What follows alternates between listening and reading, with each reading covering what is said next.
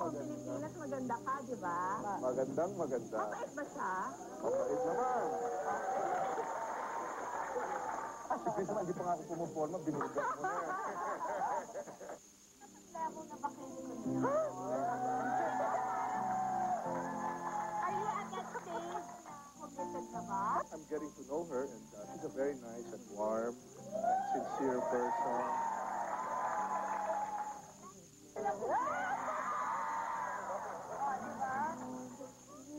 Kiss or holding hands? Siyempre, gusto ko kiss.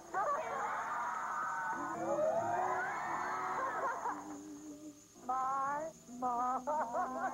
Yes, Chris. Paligayahin mo ba si Corina? Yeah, wala naman dahilan. Paligayahin mo pa siya? Yun naman dapat. Parang katapos nun eh. I do na eh. Parang ganun. Corina will be a June bride. What? Ma'am, bagay niyo sila, di ba? Ay, naku, sinigang beautiful couple. Wow, ganda. I thought, okay, tapos, not only physically, pero sa accomplishment. Are you engaged? Ay, no! Oh, Okay, see? but you're on. Well, we're not off. Ibig sabihin na may mag-atabang maging talaga. Hindi na President Gloria tatawagin maging ng Gloria. So many quiet days, so many dreams. Alam niyo ba, may nakapagsabi ho sa amin na handa nang magsalita si Secretary Mar Rojas tungkol sa kanila ni Corina Sanchez. Totoo kaya ito? Kaya kami nung narinig namin, hindi na kami nagsayang ng oras.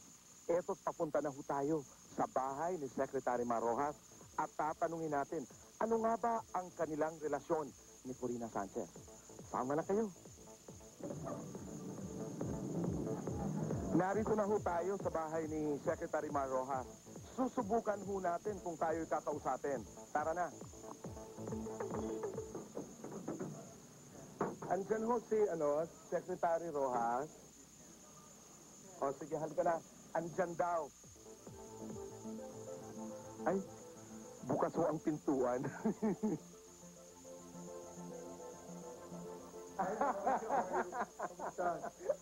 Si Secretary Mar Rojas ho. Magandang hapon. Sabi ng mga balibalita, in love ka raw. Oo. Ay, nasarap naman. Oo, yan ang kasagutan. Sino ho ba si Corina Sanchez sa iyong buhay? Espesyal na kaibigan, boy. Mahalaga siya sa atin. Ano ho ba ang katangian ni Corina na pinaka-espesyal po para sa iyo? Umpisahan mo natin doon sa pisikal. Maganda siya, may dating, pero siguro sa physical, boy, ang pinaka magandang katangian niya ay yung kanyang mata. Ano ang pinakagustong ugali ni Corina? Gusto ko yung kanyang pagka-maprinsipyo, boy. Matapang siya, pinanindigan niya yung kanyang mga prinsipyo at hanga ako ron. Okay. Alam niyo, Secretary, tuwing kami ni Cristo ay nangangampanya para sa ating mahal na Pangulo, Gloria Macapagal Arroyo. Nagsasabay nga tayo. Oo nga, parating sinasabi ni Chris na may pabaong kiss si Corina para sa iyo. At tuwing ginagawa yan ni Chris sa stage, ano ho ang inyong nararamdaman? At kinikiso kayo ni Chris. Galing daw kay Corina yan. Well, unang-una, boy, nagsama tayo, nakita mo, nagbablush tayo, di ba? Kaya, Parang hindi ho kayo makalakad. pero, of course, matamis yan, no? At matapos isang araw ng pangangampanya, sa init ng araw, sa pawis, sa pagod, trikapok, lahat, ba'y dumating ka sa isang stage na meron palang pabao na gano'n. Siyempre, nakakaano. Taba ng puso. May pagkakataon ho ba na natanong nila si Corina kung totoo nga bang may pabaong kang kiss para sa akin? Natanong ko nga po siya. No? Anong sabi niya? Sabi niya, natanggap mo rin ba yung sandwich na kasama naman? Siya ng presidente, nanonood ang presidente sa Dabas. Nung sinabi nga niya, ay gusto ko sila bagay na bagay at ako'y handa magninang. Ano ang sagot mo sa ating presidente? Well, pagdating ng panahon, boy, ay siguro may imbita rin natin ang Pangulo. Okay. Halimbawa lamang bulaklak si Corina, ano siya at bakit? She's very gentle. Kaya siguro mahahambing ko siya sa isang rosas. Kasi maganda yung kanyang kalooban, boy. By the way, ang rosas may tinik din yan, no? Kaya dapat handle with care. Yung tinik naman hindi para manakit ng ng humahawak para protektahan lang ang sarili. Parang cuidado at dahan-dahan. Kaya Di ba? dapat handle with care. Secretary, gusto naming malaman, paano ba ma-in love ang isang Marrojas?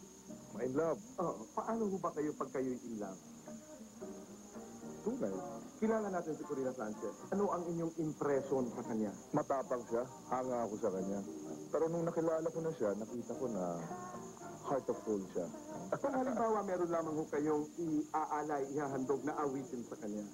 Siguro boy, hindi pa nasusulat yung kanta. Siguro ako nang makakasulat kung sakali man. Paano Yes, kaya sir. uumpisahan ang lyrics, ika nga ng awitin na yan? Magandang umaga. Corina. Di ba? Yun ang, kasi kakaiba rin yung kanyang pagkamagandang umaga sa umaga natin. Para naman kayo magkasama na sa kwarto noon. Sa radyo. Nadidinig natin sa radyo. Siya ba ang nagbibigay ng kakaibang ngiti kay Marrojas sa mga araw na ito? Bakit ba boy? Blooming ako? Blooming ba? Ganun ba? Siya ba ang nagpapabloom kay Secretary Marrojas? Maaari. Maraming salamat, Secretary. Thank you. Thank you boy.